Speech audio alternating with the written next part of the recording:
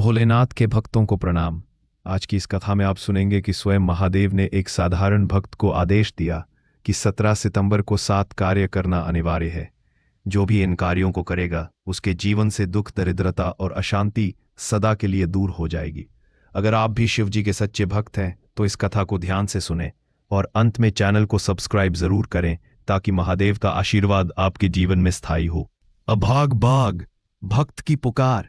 हिमालय की एक गुफा में व्रजेश नामक भक्त कई वर्षों से तपस्या करता था, लेकिन जीवन में उसे सुख नहीं मिला। व्यापार में हानि, घर में कलह और मन में भारी निराशा। एक रात उसने रोते हुए शिवलिंग को गले लगाया और कहा, हे भोलेनाथ, सब कहते हैं आप दीननाथ हैं, पर मेरा जीवन क्यों दुख से भरा है, मुझे मार्ग दिखाइए। अभाग 2 महादेव का प्रकट होना। अचानक गुफा में तेज प्रकाश फैल गया। डमरू की ध्वनि गूंजी, त्रिशूल की आभा चमकी और उस ज्योति से स्वयं महादेव प्रकट हुए।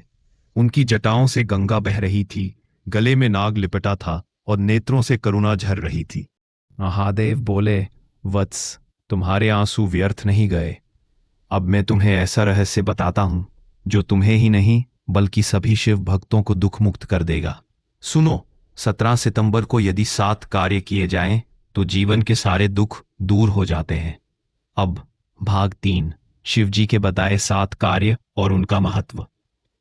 गंगा जल से अभिषेक। महादेव ने कहा, सुबह स्नान करके एक लोटे में गंगा जल भरकर शिवलिंग पर चढ़ाना। गंगा माता स्वयं पवित्र करती हैं। यह अभिषेक जीवन के पापों को धोकर नई शुरुआत देता है। कथा।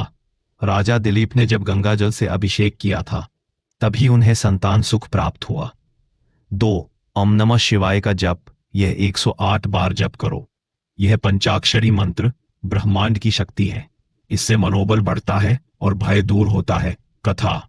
मार्कंडेय ऋषि ने इसी मंत्र से मृत्यु को भी जीत लिया था। 3 बेलपत्र अर्पण। 7 बेलपत्र चढ़ाओ और हर पत्ते पर ओम लिखो। महत्व। बेलपत्र शिव जी को प्रिय है।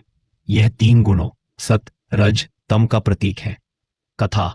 पार्वती जी ने बेलपत्र अर्पण कर शिव जी को पति रूप। फोई खीर। गरीब को खीर, चावल या दूध का दान करो। महत्व। दान से घर में लक्ष्मी स्थायी होती है। कथा।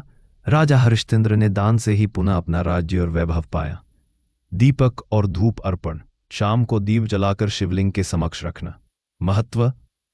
दीप अंधकार को दूर करता है। एक साध्वी ने दीपक अर्पण किया और अगले जन्म में राजमहल की रानी बनी।